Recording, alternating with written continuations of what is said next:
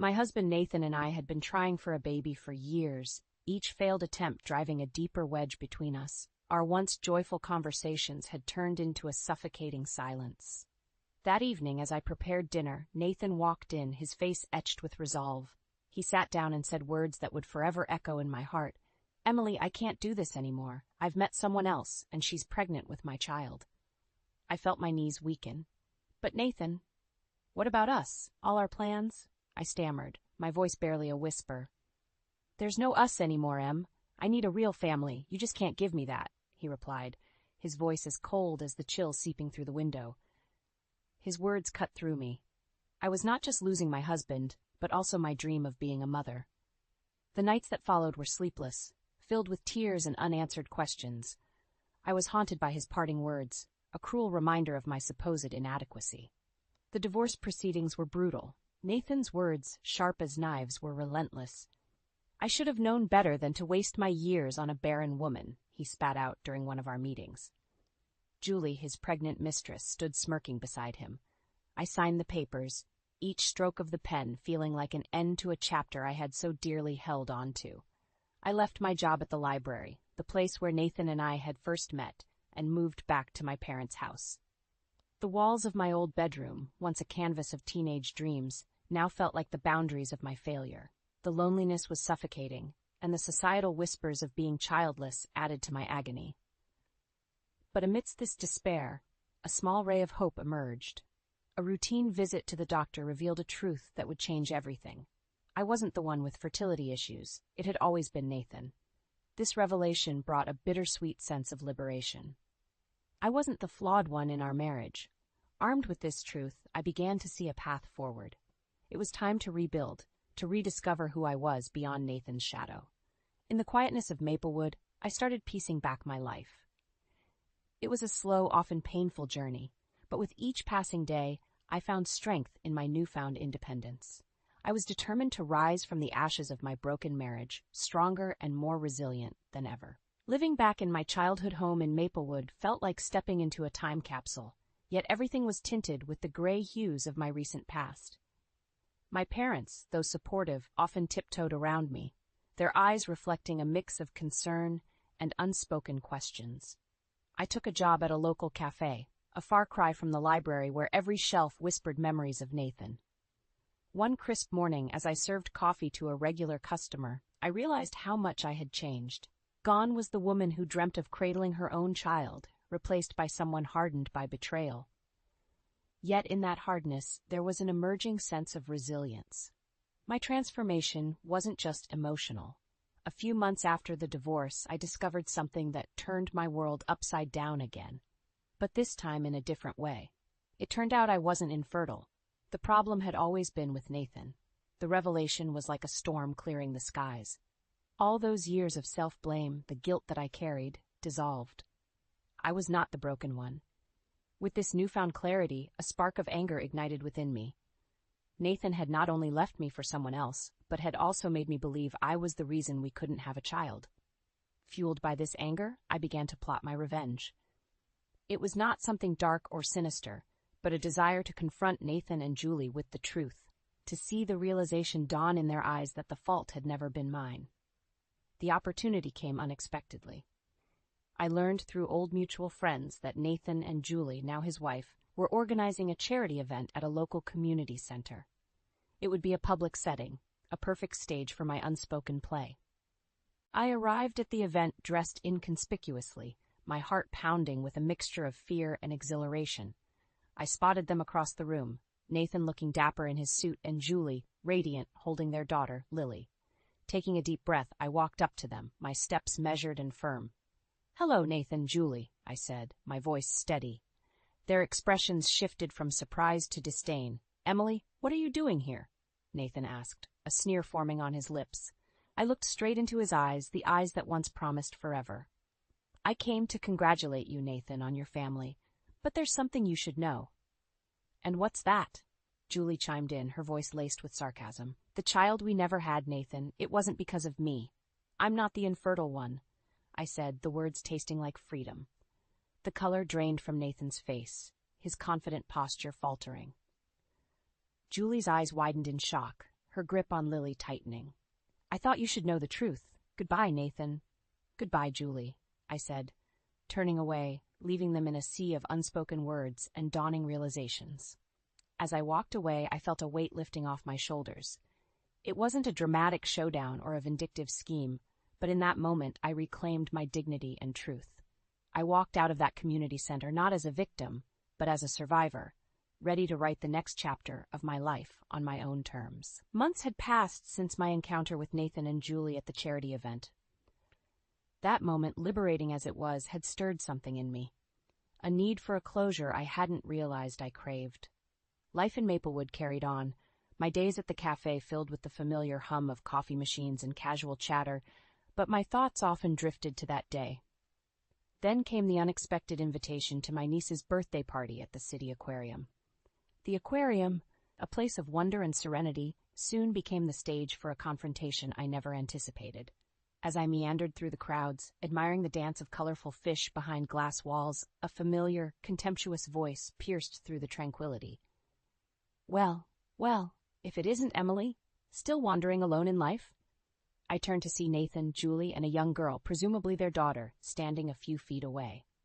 My heart raced, but this time not from fear or surprise, but from a sense of indignation.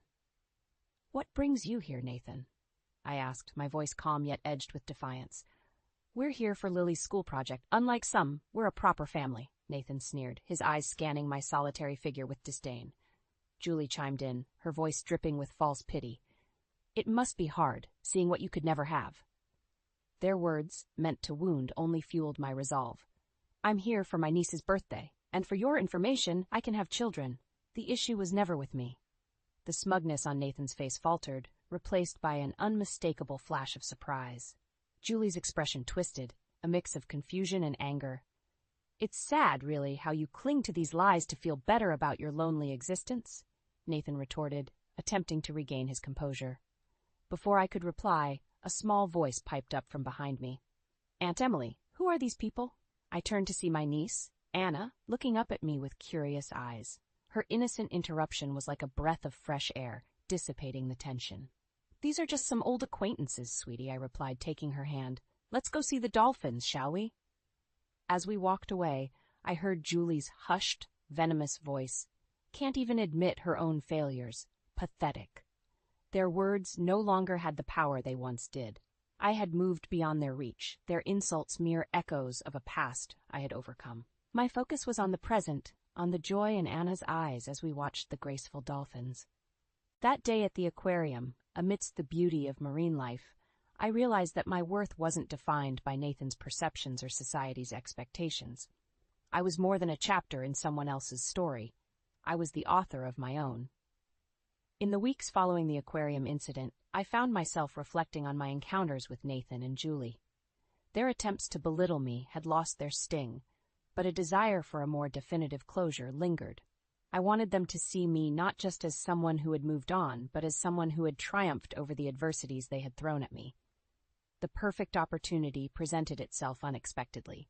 News broke out that Nathan's company was facing financial troubles. This, coupled with rumors of strife in his marriage, painted a picture of a life far from perfect.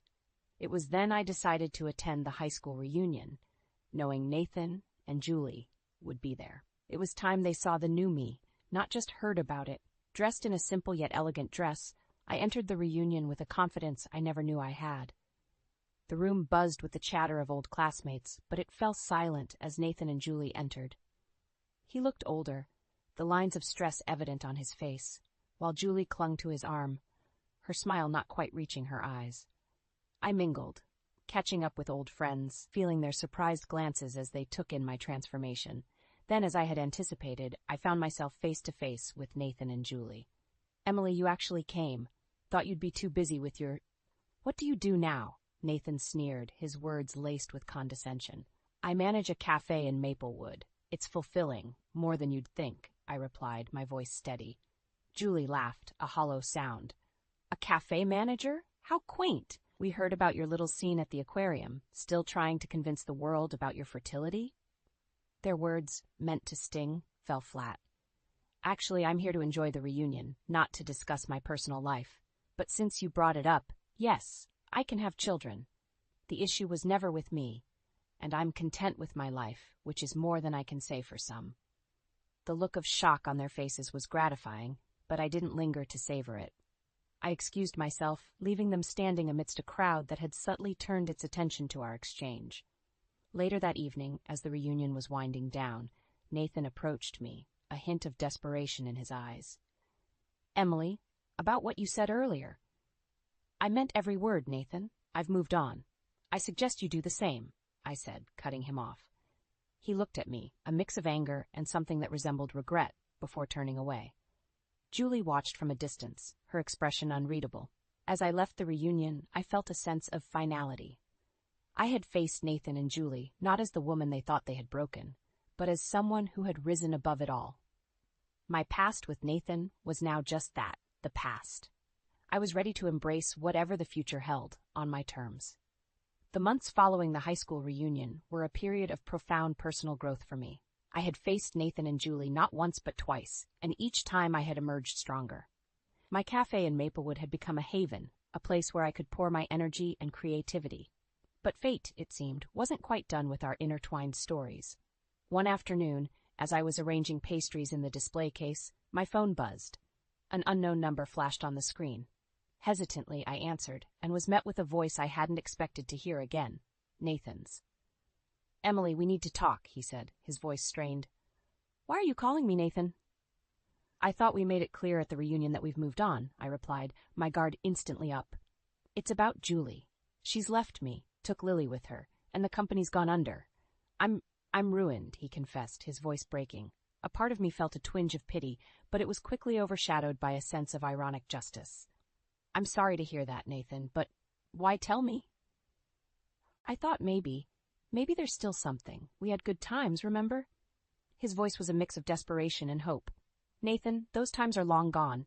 You made your choices. I've made mine," I said firmly. There was a pause, a silence filled with unspoken words. "I guess I deserved this," he finally said, a note of resignation in his voice. "You should focus on rebuilding your life, Nathan. Goodbye." I ended the call, a sense of final closure washing over me. The news of Nathan's downfall spread through our small town. Some expressed sympathy, but many remembered how he had treated me, how he had left for Julie when he thought the grass was greener. Karma, it seemed, had come full circle. In the weeks that followed, I poured my heart into the cafe, creating a space of warmth and welcome for anyone who walked through its doors.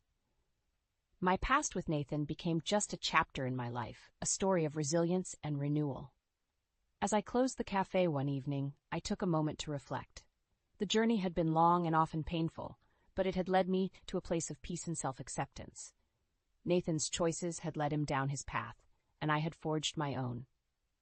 In the end, I realized that the best revenge was living well, finding happiness in my own achievements, and leaving the past where it belonged. I had emerged not just unbroken, but stronger, ready to embrace whatever the future held.